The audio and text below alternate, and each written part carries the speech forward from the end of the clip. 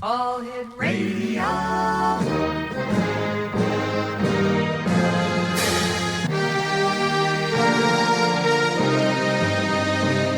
Welcome to the X Zone, a place where fact is fiction and fiction is reality. Now, here's your host, Rob McConnell.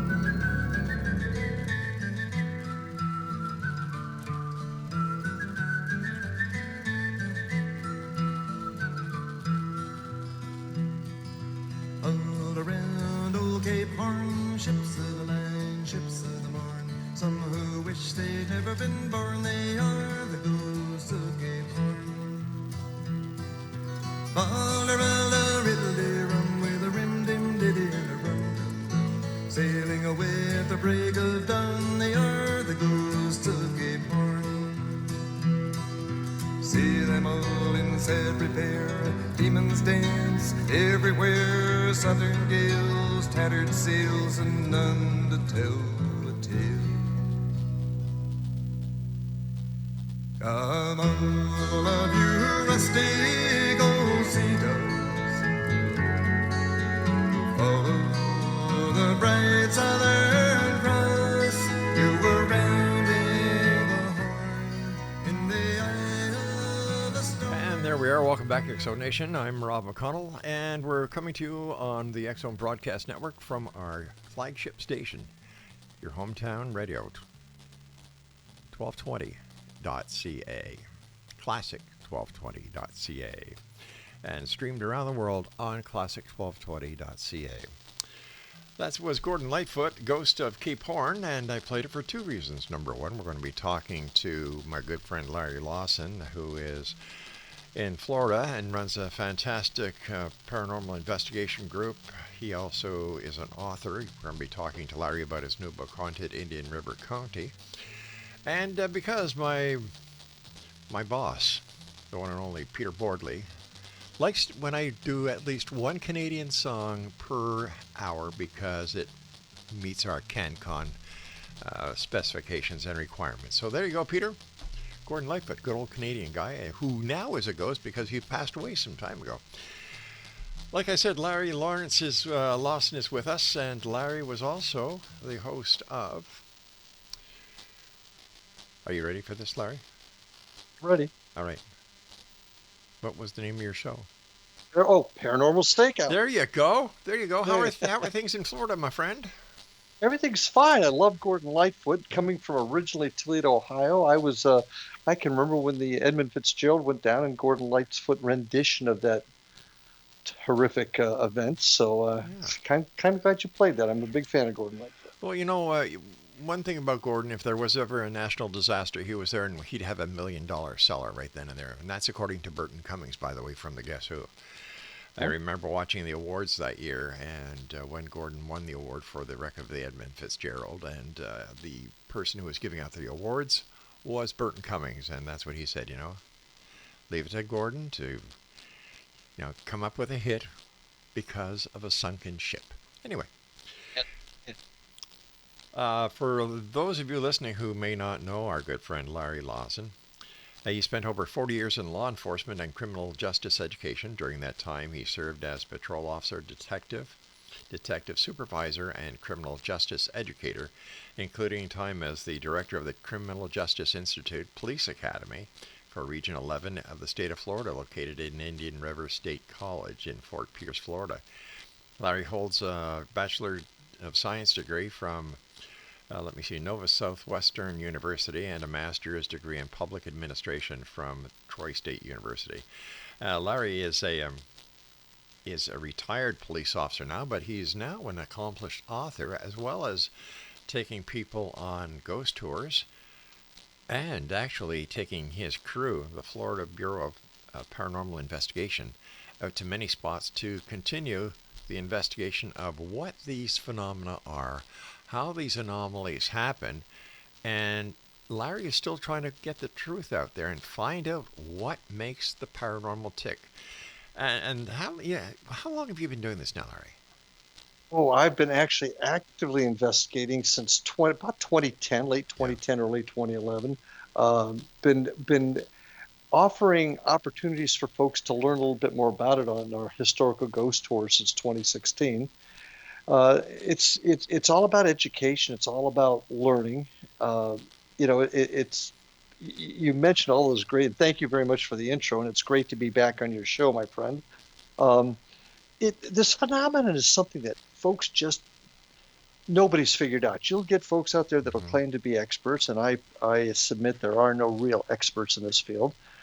And we're still trying to figure out what the phenomenon is. The only thing I will say to you is it's got to be something. For millenniums, everybody from every socioeconomic level, every educational level, every culture that you can think of has experienced this phenomenon of contact from the other side. But what is it really? We don't know, and that's kind of what our goal is to find out what it is.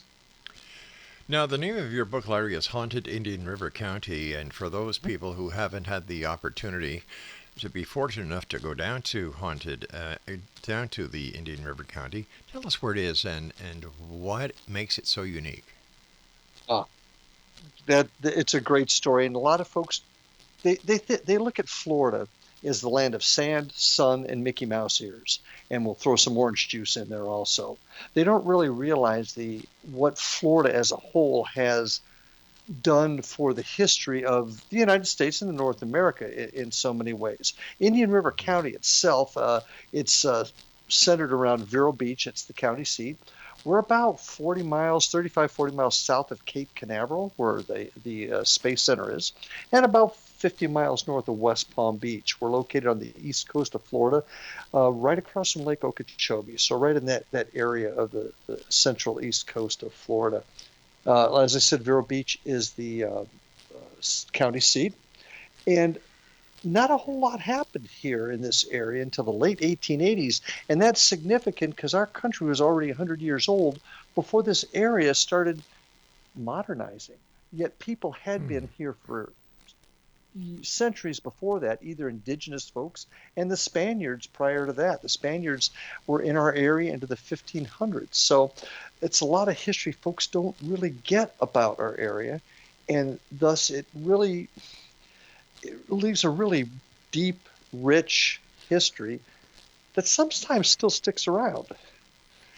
As an author and as a former police officer, what was it that turned you on to the history of Indian River County that led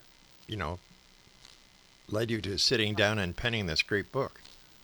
Well, first of all, I'm a history buff. Always have been a history buff, and I love studying the areas that I live in. And I've worked and lived in this area since 1984. So, knowing that, and we call it our area, which covers 4 counties, the Treasure Coast, and it's named after one of the many Spanish fleets. Well, there was one Spanish fleet in particular in 1715 that went down carrying all kinds of jewels, and that's what made our area the Treasure Coast.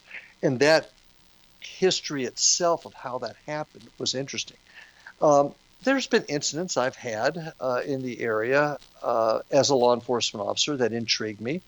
The one thing that got me curious about what was on the other side was an incident that occurred actually in St. Augustine back in 2010 with my son, and that incident got me curious as to what this whole phenomenon was. Can you share that with us, Larry? Sure. We were actually, I'm going to go back a little bit further. When I first started in law enforcement, I actually encountered something I couldn't explain. And I never had an experience as a kid. So many people say they had experiences as children. My first experience was in 1980. I just started my law enforcement career. I was working in the Dade County Jail in Miami, and I saw somebody walking down a cell block that didn't look like a ghost, looked like a person, but then they were gone. So that always held my interest. But it was in 2010 in an incident in St. Augustine with my son. We were at the lighthouse. My son had seen an episode of the old Ghost Hunters show, and they had an incident in the lighthouse that really intrigued him. So for his 11th birthday, he asked me to take him to the lighthouse, which I did. And we had an incident there, hearing little kids laughing. Now, a couple children died during the reconstruction of the lighthouse about 1879, and they'd been reputed haunting the lighthouse ever since. So we were there, and we were in the lighthouse, and we heard kids laughing. Well, as a cop, the first thing I'm doing is looking for wires and speakers, figuring they're piping stuff in. Couldn't find anything that would explain what happened, and that's what kind of began the journey. Because I lived on the Treasure Coast, Vero Beach in particular, I began to study, and people heard what I did, and they started sharing stories, and that just opened up the floodgates of researching and studying not only the haunted history of Indian River County, but also the actual history itself of what happened here and what makes this just a great place to live. The name of the book, Exonation, is Haunted Indian River County. My guest, Larry Lawrence Lawson, or Lawrence Larry Lawson. I just call him Larry Lawson to make it easier. But Larry, where can people get copies of your book? They can get it. Amazon has it. Books A Million's got it. You can also order it from Target. You can get it off my website, IndianRiverHauntings.com.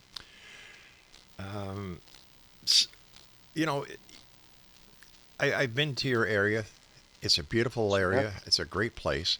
And one of the favorite places that I loved, not only is it a haunted place, but it's got the best food around. And of course, I'm talking about the Marsh Landing restaurant. How did you first discover the paranormal aspect of this great restaurant? That's a terrific story. So I retired. I had been running the police academy for a number of years and retired from the state, and of course went right back into police work. And I went out to little old Fellsmere, a very small town that has a wonderful history. It was supposed to be the gateway to the South, and it was incorporated in 1915. Floods, because Florida's under the water table, the floods and everything ruined what the town was supposed to become. So it remained a small town, but a wonderful place. And I loved it out there. So once I retired from the state, I went back into full-time police work out in Fellsmere, and I was the detective out there. And people heard about what I did, and next thing I know, folks are coming, you need to go here, talk to this person, see this place. So I actually went over to the Marsh Landing to talk to Fran Adams, former county commissioner. Her deceased husband had been the lieutenant governor of the state of Florida. Wow. A very highly educated, well-rounded family. And I asked her about what had happened there that I'd heard. And Larry, what I'm going to ask you to do is hold that thought. We're going to come back to Marsh Landing on the other side of this break. Exonation, Larry Lawson is my special guest. He is the author of Haunted Indian River County. It's available on Amazon.com and, of course, on his website as well. The X Zone, a place where people dare to believe, dare to be heard, Monday through Friday from 10 p.m. until midnight, right here on our flagship radio station in Canada, your hometown radio, Classic 1220, and streaming at classic1220.ca. Larry and I will return after this break. Don't go away. Everywhere southern gales, tattered sails, and none to tell the tale. Come on, all of you rustic old sea dogs, follow.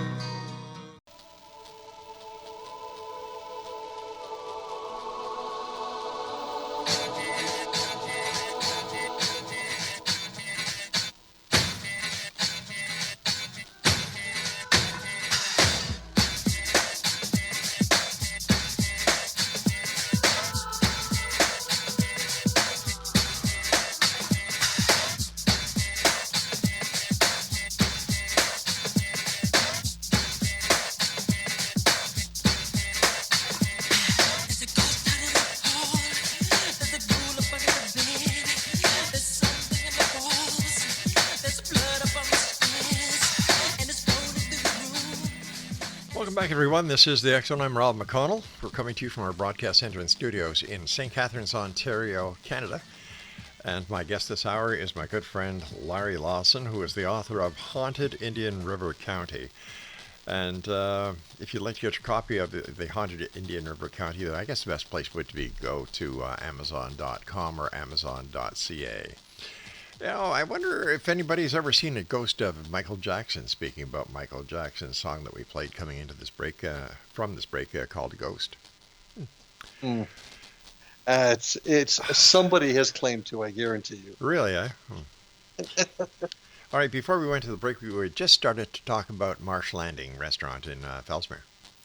Great place, and, Oh, it and a is. great story. As I mentioned before, I retired from the state. I was a state officer, a state investigator, ran the police academy for a while. Finally retired from the state, went back to work out in Fellsmere, and folks kind of heard of what I did on the side, so they began telling me all kinds of things about spots in Fellsmere. And Fellsmere's history is real rich. We don't have a lot of time to go into that tonight, but it's just very rich history. Well, at any rate, one of the places I was told to go was the Marsh Landing, where I spoke to the owner, whose name is Fran Adams. She was a former county commissioner. As I mentioned, her husband had been the lieutenant governor of the state of Florida. Her daughter is a current county commissioner. So it's a very well-educated, she's an incredible businesswoman, highly educated, and no nonsense, just a no-nonsense woman. I went over there and I said, I heard you had some things that go on over here. And she said, oh, yeah. And she's matter-of-factly told me stories about all the things that had happened when she bought the building. Now, the building was put up in 1924. It was known as the Fellsmere Estates Corporation, and it's where they were going to be selling land out of during the third Florida land boom. And that land boom fell apart real quick, and then the building became the home of Florida Sugar Crystals for many years up until the early 60s. Then it was abandoned. There was a few other things, and then Fran bought it before they tore it down and turned it into the Marsh Landing Restaurant. That's the history. And during its reconstruction, if you will, its change into a restaurant, many strange things happened there. Some of my favorite stories is that she's seen this particular incident several times. It's like what we call a residual type haunt. She said there was a lady in white that went from one end of the building to the other, and she just sort of floated across it. You couldn't get her attention. She didn't acknowledge you. She just went from point A to point B. And Fran just tells it like it's, yep, I've seen it about 6 times, and she just does her thing. And from there, it was about another guy that was putting in the new windows and called her about 10 o'clock at night screaming because he looked up and there's a woman in white just staring at him. And the guy took off and would not come back and finish the windows unless she was in the building with him, meaning Fran. Staff members began to talk about the many things. A lot of this stuff is in the book. It's chairs moving, keys being thrown, people whispering in ears, all kinds of crazy things. And we've certainly investigated that place a number of times, and we've gotten some incredible bits of information out of there that we can't explain. I'm not going to sit here and tell you I know exactly what it was, but I know we couldn't explain it. So, wonderful place. And great food, I might add. Oh, hey, I can attest to that. Great food, great service, friendly people, especially when you're sitting there having what is it, alligator tail? Gator tail, really good. Gator tail, yeah, with Larry Lawson on the other side of the table. When you were doing the research for your book, or when you were investigating the different cases that you were going to put into your book, was there anything that you discovered that you did not know that just had the hair on the back of your neck standing up? Probably one of the most interesting things. Yeah, so there are several things in there, and we'll go back to Fellsmere for just a second. Sure. I had and I won't say who it was, but it was a member of the city government, a very high-ranking official, pull me aside one day and talk to me about how he saw a young man in period dress of the 20s, it appeared, sitting on a bench looking down, just kind of rocking his legs back and forth and he was right in front of where the principal's office was. This building, this is the old school, which is now the city hall. It was built in 1914. And the kid was sitting and then he was gone. And this city official came to me on the QT and said, look, I'm just telling you what happened. So that one was very, very interesting. I had another incident where the former city clerk, who has now passed away, would not go into the building at all because one night she was working there late and just heard a male scream in the attic. Now, there's no way to get to the attic except in front of her office, and you need like a 12-foot ladder to get through the hatch to get in there. So there's all kinds of interesting little things like that. We had another incident, once again in the old school, where one of my teammates was just asking Bill. This little boy, we refer to him as Billy. We don't know if that's his name, but it's just something that keeps coming up. This little kid, and one day, Mark Holt's his name. He was a member of my team, also president of the Historical Society, I might add. Just asked the question, Billy, is this the room you like to be in? And they were in the auditorium.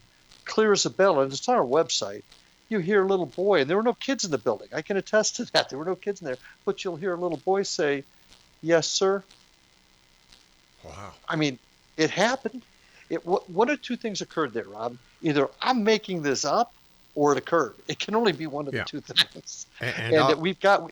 And I'll go with I'll go with it that it actually occurred. It did, and so yeah, we've had a couple of really interesting things happen out there. We were in the old library, which is the oldest operating library in the county in Fellsmere, and we had a chair. The chairs were interlocked, but one of those chairs came loose on its own, and an individual that was with us saw the chair come up off the table and float and drop to the ground. Holy cow! Now, I mean, right in front of him, and we couldn't figure it out. So yes, tons of things that we just can't explain. When you do your investigations, as a paranormal investigator here, what do you look for? What are some of the red flags that you look for when investigating a case? When you say red flags, are you referring to things that tell us it's not paranormal? Yeah. Okay. We look first thing we do is, and we use a very law enforcement type of approach to all this, and we are collectors of evidence. We are not purveyors of stories or thrill seeking. We are collectors of evidence. And what we do is we look for hot spots for electronics in a building that might set pieces of equipment off. A lot of investigators, they'll find a cold spot. And if we do, the first thing we're going to do is look for an open window or an air conditioning. In Florida, windows don't necessarily mean it's going to be cold, so we'll look for an air conditioning vent or something like that. So we're always trying to look for the logical explanation for something to happen before we jump to the conclusion it's unexplainable. And sometimes it's a little tough. We did an investigation that was actually just over the next county, and this is about 6-8 months ago. This is a good example of it. And I'm looking at I have a trap camera that is set up, and it catches movement.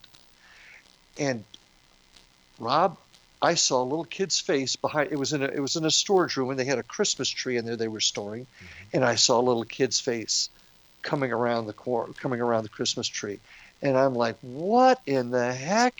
Because I'm looking at it, and there's there's nobody else around. But because of the importance of the possibility that this is a very important piece of evidence, we took extra time to scrutinize it. And what ended up happening, and it took a while to figure this out, and this is what's important, you have to examine evidence carefully. One of my people had come in unbeknownst to me and had their young infant on a backpack, like a backpack type of thing. Yeah. And they had crossed in front of the Christmas tree at such an angle that when the trap camera went off, she was right behind the tree and you couldn't see her. But what you could see was the little baby looking around. I can't say a lot of folks, because most folks in the field are good about this stuff. But some people would have looked at that and immediately said, ghost of a child. Well, no, it wasn't. There was a logical explanation for it. And that's what's so very important in this field, is looking for that logical explanation first. I appreciate the way that you conduct your investigations, and all the members of your team conduct it very professionally, because you're being a past police officer, you want it done right. But there are so many teams out there who go for the sensationalistic aspect of what they're trying to do, what they're trying to accomplish. How does that rub with you and your team? Well, first of all, let me say the teams that you hear doing that, I don't think are the majority. I think there's a lot of folks out there and that conduct their investigations with the utmost integrity. But there are some out there, and I call this, there's different types of investigators. Right. There's the researcher trying to find the answers, but then there's another a group that I call paranormal thrill seekers. Now that sounds like I'm being derogatory, and I don't mean it to be, because people wanting to go out to get the thrill, that's fine. I mean, why do people jump out of perfectly good airplanes, right? For a thrill. People do stuff like that. But those types of folks cannot be entered into the same field as serious researchers of the paranormal, if that makes sense. Now, when somebody claims to be, when they claim to know what a ghost is, when they make substantial claims of the paranormal without properly investigating, without properly looking at the evidence, yeah, it drives me nuts, because when they get proven to be charlatans, wrong, and sometimes they don't even mean to be, they're just not, I don't want to use the word educated enough, but not trained well enough, not experienced enough, it makes us all look bad. People that like to trespass and go into buildings that they shouldn't be in and get caught by the police. There's other groups out there, some of them very famous, I might add, will go into a famous venue for either their own investigation or for doing it for entertainment, like on a TV show, and they trash the place, or they show disrespect to the owners of the venue. That makes us all look bad.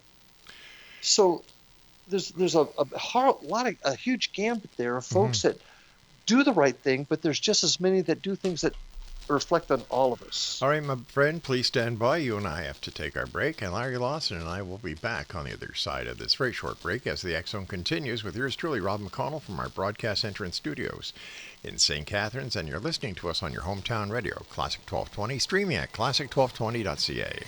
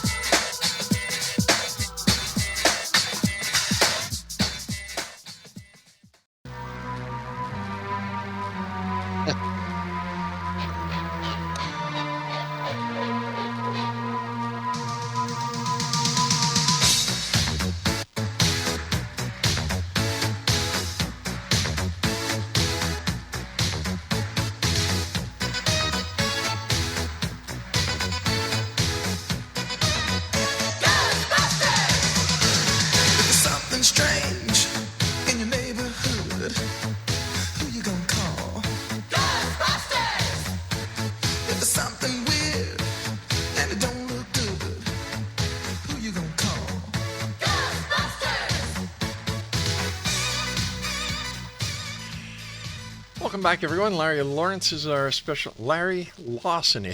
guest. I'm looking at his book title, and it's kind of throwing me off, so we got to rip off that front page. Just kidding. He's my special guest, and we're talking about his book entitled Haunted Indian River County. It's available on Amazon and other fine online book retailers. Larry, why do they call it ghost busting? Well, I think that's just a word that came out of commercializing, especially the movie. I would have been very disappointed if he hadn't played that song at some point during our visit tonight, by the way. I think that's a wrong term. I don't think that it's... I don't think that's correct, but it's done in fun, and I think that's, I guess, how you got to look at it, because it's nothing about ghost busting. It's about researching a phenomenon that we just don't understand what's occurring. So I was a cop for too many years to have names bother me, I guess. But it's not ghost busting. I think that's the bottom line there. Yeah, just ghost hunting, ghost busting. To me, that's negative connotations, because once you hunt the ghost down and you find the ghost, what the heck do you do with it? You can't shoot it, you can't kill it, you can't do anything to it. Well, there was one TV show that was on a few years ago where they actually attempted, part of their shtick was actually capturing a ghost, which obviously you can't do. And it does add a carnival, almost a carnival sense to it. And that certainly hasn't helped with the research. And, like I mentioned before, it's okay. A lot of folks don't think it's real. And that's absolutely fine. It's something that nothing's been able to prove. Certainly through science, we haven't been able to prove it. Right. But at the same token, I mentioned this earlier in our visit tonight, you can't deny that there's something that has gone on for centuries. Because people, as I said, people from every socioeconomic class, every level of education, people have experienced things. So to say that it doesn't exist is as silly as saying that every bump in the night is a ghost. So then again, what is it? And that's kind of where we're at. We're trying to put away the personal feelings, the emotional feelings of it, and try to figure out what the phenomenon is. And nobody's been successful doing that yet, but by God, I'm going to keep trying. The concept of ghosts, it seems that it flourished in the early 1900s, and there was a lot of trickery going on back then. How can somebody who is interested in looking at the phenomenon in a very organized and professional manner, how can they get involved? Are there any courses online or offline that people can take to become qualified ghost investigators? Well, see that now you're getting into something that I feel is very important, like police work. We have certain standards and training that is required of us to conduct our jobs as law enforcement officers in the state of Florida, for example. There's nothing like that in our business. Heck, you even have to be a mechanic. You have to go through certain types of certification training to be certified and be accepted as a true expert in the field. We don't have that yet, and part of that is because we have not solidified how we do things. And that's the one area that I think that we are truly lacking in, and that's standards and training. Now, once we get these standards and training to a point where we can come up with I don't like to use the word regulated, but an agreed way on doing things, then we can start collecting evidence in a similar manner, like we do in law enforcement, to prove or disprove the existence of it, if that all makes sense to you. We don't have that yet. And a lot of that is because none of the equipment that we have definitively proves anything yet. I think it gives us some really good indications, but nothing that definitively proves. And until we come up with a way to do that, we're going to continue to run into the problems of not being taken, I don't want to, seriously. How else to say it? In your opinion, especially in the part of Florida where you are, do you see more and more interest in the paranormal and people making up paranormal investigation teams, or is it kind of middled out, or how would I best describe that? Is the interest is still there, but it's not peaking like it used to? Well, I think the interest has began to re-peak again. I think people have always been interested in the unexplained because the unexplained keeps happening for whatever reason it is. Yeah. Now, what I think has been happening, and this is just my opinion, I think we're seeing fewer and fewer thrill-seeking teams or coming into play. And I think a lot of the teams that are staying, War Party Paranormal comes to mind down in West Palm, great group of folks. We've been around for a long time now. I think a lot of the groups are settling down. Alan Slonaker in Virginia has a great group. Yeah, he does. Yeah. Our friend up in Nova Scotia has a great group. And I think you're seeing more teams settle down like that. And that might be the beginning of that nucleus of folks coming together with the idea of conducting research to find the answer as to what the phenomenon is. I don't see as many, hey, let's go out and go to the graveyard and see if we can see a ghost type of groups anymore. I'm not seeing as much of that, if that makes sense. Yeah, speaking about our good friend in Nova Scotia, Elliot at Van Dusen, they've got another their symposium coming up as well very shortly. Well, when is it? In October, I believe. October. So we're going to be letting all our listeners know what's going on there. And it seems, now, here you are, a former police officer. Here I am, a former police officer. Elliot is a former RCMP officer. Alan Slonaker is a retired cop. Exactly. What do you think the draw of the law enforcement community is to the paranormal when it comes to the investigating of it. Because there are more former police officers becoming paranormal investigators than I've ever seen before. Well, for starters, when you and I first got in the business, if you talked about this sort of thing, your boss sent you for a psych exam. Yeah, Fit that's for true. duty exam. That's true. Yeah, I didn't talk about it. Another buddy of mine, Ike Enzi in New Mexico, Right. Does this stuff. But as time came on, and this is the one good thing about the TV shows. A lot of folks in the field badmouth the TV shows, but the reality of it is, it did bring it to the forefront of society and made it more socially acceptable. Exactly. When that happened, cops began to talk about it a little bit more. One of the favorite things I love to talk about is Honolulu, Hawaii PD. They did this is several years ago now, but they did an entire series of videos on YouTube. You can still see them, about the paranormal experiences of their officers. This was the police department doing it. That goes to show you how it kind of changed. Now, why cops also? Let's face it, Rob, you know this. We are in situations, we respond to crime scenes, we respond to horrible accidents, we respond to situations that are very emotional, very traumatizing. Oh, big and time. We end up, we see things, we experience things, and we see them, and we have to keep a front up when we're in the public's eye. But I'll tell you, back at the station, or later on at home, or when you get together with your buddies at the local pub to have a pint or two before you go because you've had a hell of a night, it's there. The emotion is there. Sure. Like, policemen are human. Yeah, folks tend to forget that, but we are human as anybody else. Yeah. But we're also in situations where, we're also working midnights. There's just a lot of circumstances around us that put us in positions to experience things. Now, you take all of that, you add the fact that cops, whether you're a patrol officer or you're a detective like I was, we investigate. So you take these experiences, you take maybe what other people have told you, or other people have you heard, or things that you've experienced yourself, and I think we've gotten to a point where we want to investigate, use our skills that we've been trained in, that we've honed over the years, and apply it to finding out what this phenomenon is.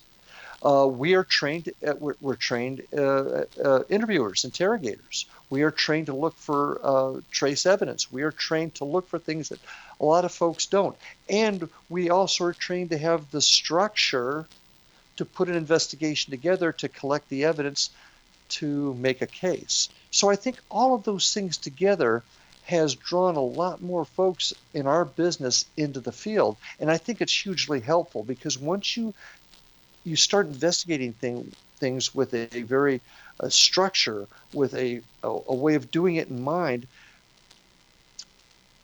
the evidence comes in, you're able to collect it, you're able to look at it, and it makes sense. And you can put it in orderly fashion. For example, you go to an investigation, a group that has no training, they hear a bump in the night. Oh, did you hear that? Yeah. And they don't do anything with it. Well, then it's not evidence. It didn't occur. You haven't documented it. Make sense? It sure does. So I think that's why you see a lot more cops involved. And I think that is going to be a big part in us maybe finding the answer. Something else that police officers do that not very many paranormal investigation teams do is share the evidence. Oh, huge. And, cops used to be kind of bad about that too, Rob. Yeah, but, But that's changed. Sure, there's NCIC, and up here in Canada, CPIC and CRPQ. The information is exchanged because what we want to do is we want to solve the case. Exactly. And one of my big arguments towards standardizing investigations, and when I say standardizing, people tend to say you want everybody to do it your way. No, that's not true.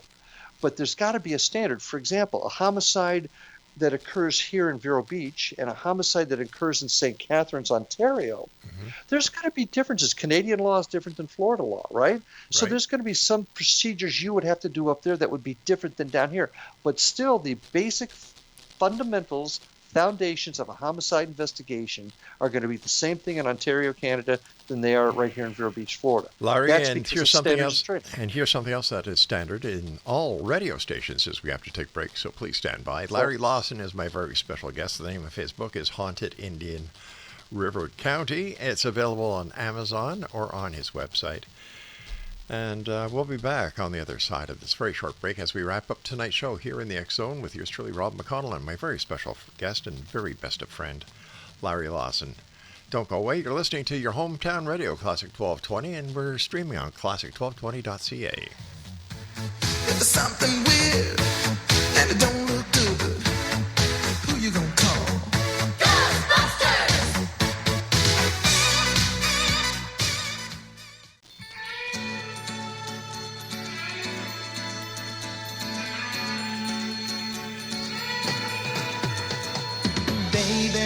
If you've ever wondered whatever became of me, I'm living on the air in Cincinnati, WKRP. Got kind of tired of packing and unpacking, town to town, up and down the dial. Maybe you and me were never meant to be, just maybe think of me once in a while.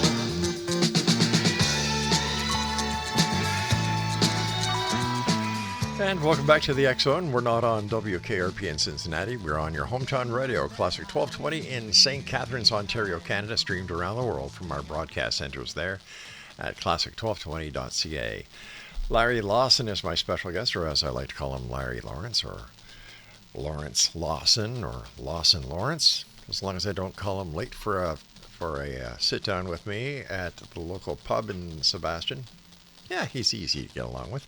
The name of his book is Haunted Indian River County. It's available on Amazon.com. And Larry, always great talking to you, my friend. We miss you here. We miss you here on the X Zone Broadcast Network. You know, one of our mainstay shows. And maybe one day you'll come back, even if it's to share the Christmas party. Well, festivities. One of the highlights of my life is hosting a Paranormal StakeOut on the X Zone. So know that. And yes, little break, little vacation. Yeah. Who knows what the future is going to hold? Because I love being with you on the X Zone. Well, you know what? You're always welcome here. And I'm really happy for you, Larry, because over the years we've talked about you wanting to write a book, and it's so fantastic to see it and hold it. Here in my hand, it's at our studios, and just congratulations, buddy.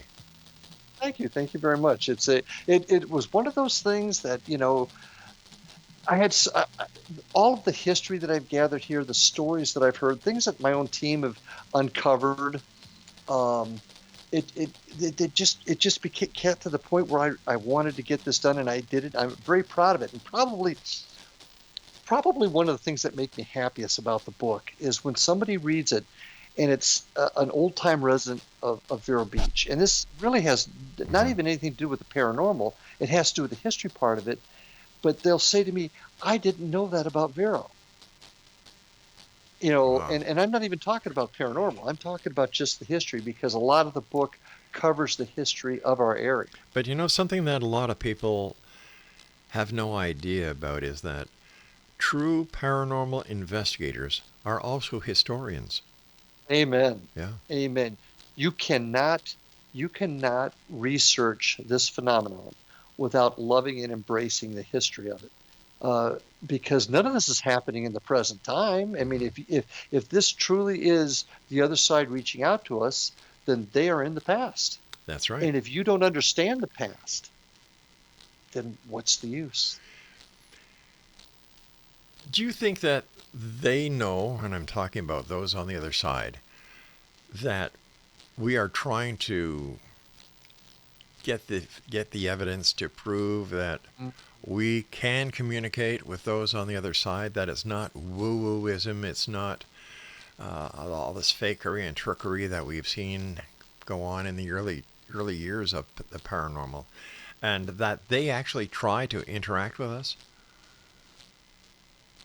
There is something that is interacting with us, Rob, and yes, I do. If you're going to go with the theory that it is the other side trying to contact us, yes, I do think that there is some level of desire to let us know, yeah, I hear you.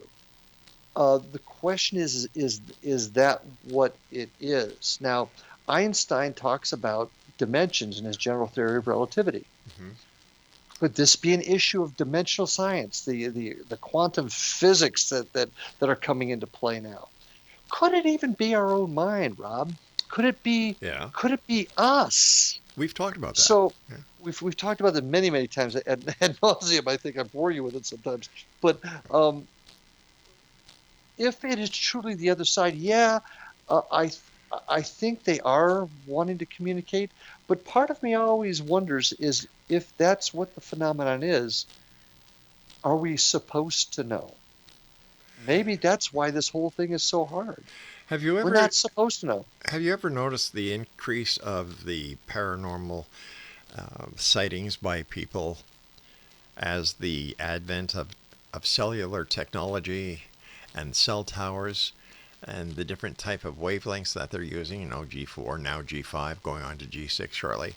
Has there ever been a correlation with the paranormal and cellular communications? There has not been a study, nor is there equipment that could, without question, verify that. Oh, I gotcha. Now, there is always been, if you look back at the writings of Nikola Tesla and some of the other Hertz, I believe, wrote some things. Edison is supposed to have had some interest in this also. There's always been a correlation between radio waves, radio frequencies, Sure. Frequency vibration. So, and frankly, if we do get a break and we do make contact, it's going to be through frequency vibration radio signals. That's just my personal opinion. That's just me. So keeping that in mind, yeah, I do believe that cellular, anything to do with radio waves, I think has something to do with it. I mean, we've seen stories over the years of people seeing a dead relative appear on a TV. Old analog phones, and if you'll find this, you can find stories of this on the internet. For example, people when we had analog phones and regular phone lines, somebody would pick up the ring, would pick up the phone, and they hear a dead relative on the other side. Those are all answers. Those are all things that have been recorded and talked about. We have yet to come up with the instrument to definitively prove that. There's what's it called? White noise. Yes. Yeah, white noise. And what is your take on the mechanism and the makings of an EVP? Like, how can you not hear the person on the other side respond to a question, yet when you play that recording back or that digital file back, the answer is there?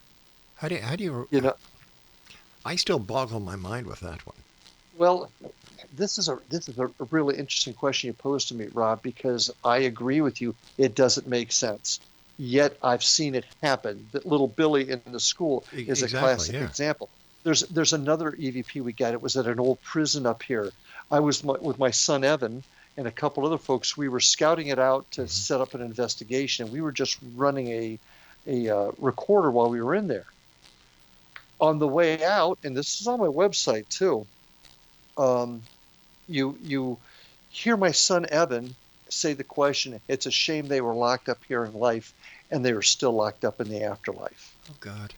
And then there was a very male voice that came out and said, "Hell, we ain't dead." Huh. It was there. Now we didn't hear it. So if you're asking for my theory, my thoughts, it's frequency and vibration. I don't know quite how to apply that yet. The easiest way for me to explain frequencies and vibrations like that, it's like our ears, our senses can't always hear things. A dog whistle is a very simple explanation to it. Dogs can hear it, but we can't. That's right. So there's frequency ranges. Now, how does it get imprinted on the device? I don't know. But another quick story to tell you, we were in Fellsmere one time. My oldest son, Ryan, very stoic, very serious-minded, no-nonsense kid. Just like his dad. He's even more so, trust me. But we were doing an event in Fellsmere, and he had some people. We were going into the old bank building, which is now the community center.